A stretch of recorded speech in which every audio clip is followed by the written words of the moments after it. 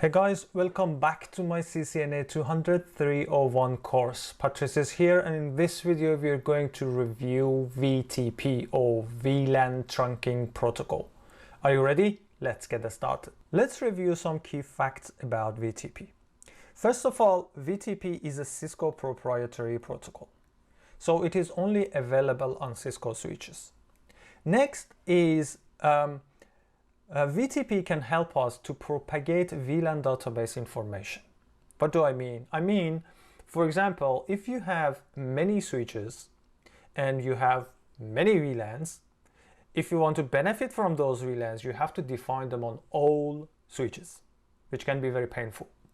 So VTP can help us to create a hierarchy and define that information in one switch and let VTP to propagate that information to all other switches. And it's not only about defining new VLANs. Any changes in your VLAN database, including removing a VLAN, adding a VLAN, renaming a VLAN, whatsoever. So, so far, VTP has three versions: version 1, version 2, and version 3.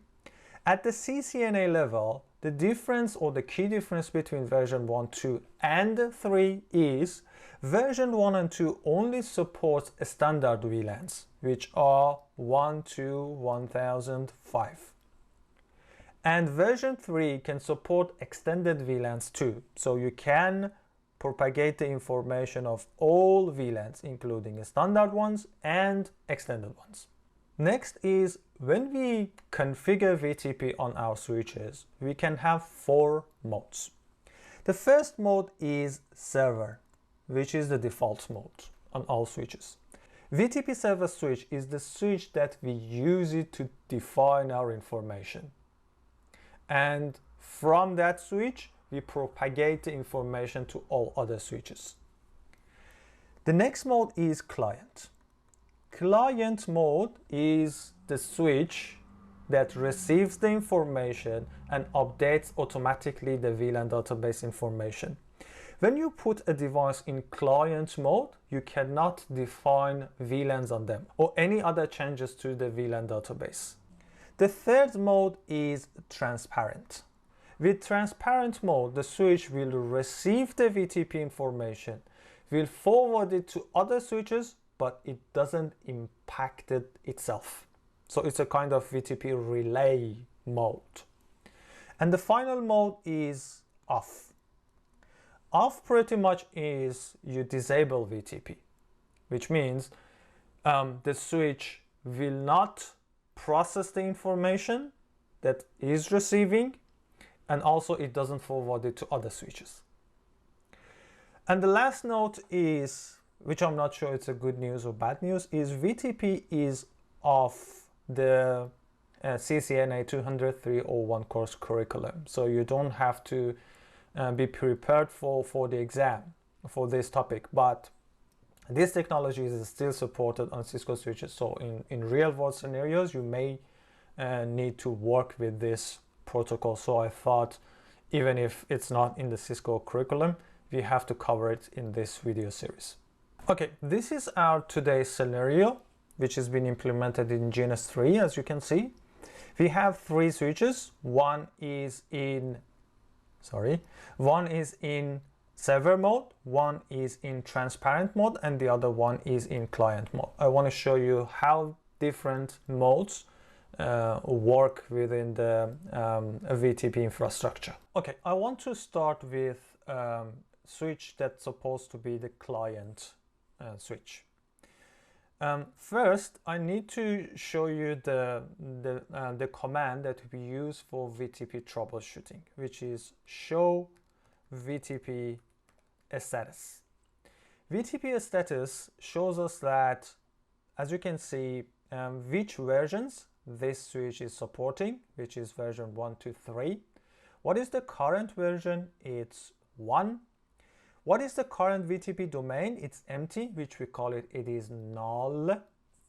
And then what is the VTP operation mode? It's server.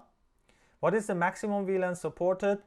1005, standard support, as I mentioned. Number of VLANs 5, and configuration revision number is 0. Configuration revision number is the most important thing that you need to consider when you work with VTP, in my eyes, because this number tells the switch the VTP message that you receive needs to be processed or not. How? If the VTP message that I'm receiving as a switch has a higher configuration revision number, then I need to process it. If it's equal me or less than me, I don't need to process that information. When it becomes important, when you have a new switch in your environment, you bring it from other environments, other LANs, and that LAN had the VTP and it had the higher configuration revision number, and it can create a chaos for your network. Because if the configuration revision number is higher, it doesn't matter the switch is client or server. It can still propagate the information, which can be very dangerous. So be careful about this configuration revision number. To configure VTP, you need to configure two things. First one is VTP messages will only be transferred over trunk interfaces. So you have to have the trunk interfaces to be able to transport VTP messages.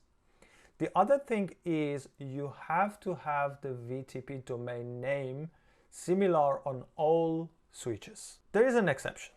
For the first time, if you only have server and client or server and server switches, you don't have to configure VTP domain on all of them, because from null to new thing, it will work with the VTP messages as well. But if you have something configured in your network and you need to change it, then you have to change it on all switches. So bear in mind that for the first time, if you have only server and client switches, you don't have to configure VTP domain on all of them. Only one is enough. So I'm going to configure VTP domain first. A VTP domain, and I give it a name like Learnet. And as you can see, it says VTP domain changed from null to Learnet. Next, I'm going to change this to VTP mode client. And you can see it says setting device to VTP client mode for VLANs. And now if I'm trying to configure a new VLAN on this one, it says you are not allowed to do it because you are in VTP client mode. Now I have to change my interface from access mode to trunk mode, which is Ethernet 0/1 on this switch. So I go to interface Ethernet 0/1 and I say switch port mode trunk.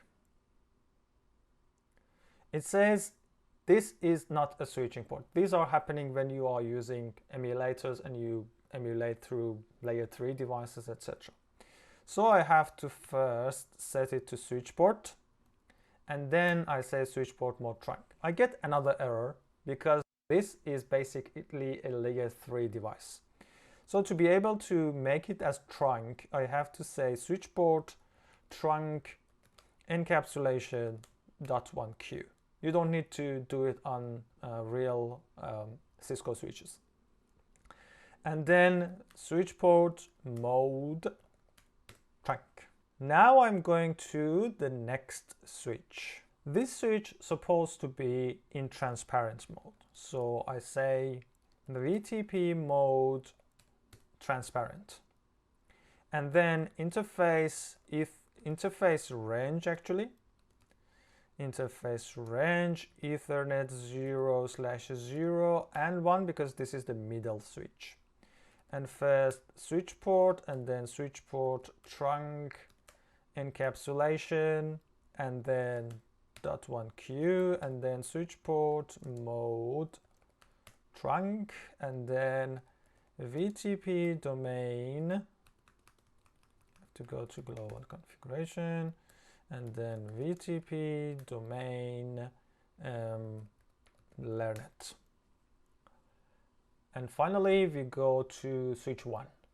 Switch 1 by default is in server mode, so we don't have to change the mode. We go to here and we say VTP, domain, and then learnet, and then interface ETH0/0, and then switch port trunk encapsulation .1q, and then switch port mode trunk.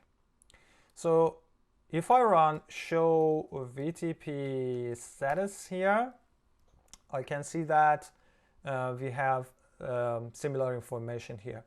The thing is, what you need to check if you have any issues with the VTP and VLAN propagation, what you need to check is actually this configuration revision number. Sorry, not this one, this one. This configuration revision number has to be consistent on all involving switches, I mean the server ones and the client ones. The other note is you can have multiple servers, I mean switches with server mode, and you can define changes on any of them. But it's up to you to have one or more servers. It doesn't matter how many servers you have. You can pick specific switches. So now what I'm going to do is, let me reset the terminal a bit to have it cleared. What I'm going to do now is defining a new VLAN and name it, for example, ACC for our accounting department. Now I am expecting switch 3 receives that information from the other switch, which is VTP server. And as you can see, VLAN 3 is here. If I run show VTP status once again, you can see that the information has changed. So VLAN, number of VLANs has turned to 6, and then the configuration revision number is 1. Now if I go to switch 2, which is in transparent mode, and run show VTP status, you can see that things haven't been changed here. The configuration revision number is still 0, and if I run show VLAN, there is no VLAN 3 here. This is how transparent client and server work. And the last note is, when the device is in transparent mode, you are free to define your VLANs on this switch. There's no any restriction with VLAN definition, so I can go to this switch and say, for example, VLAN 4. So transparent mode can have its own VLAN database. Alright guys, in the next video we'll be talking about layer 2 discovery protocols. I wish you enjoyed today's video and see you in the next ones.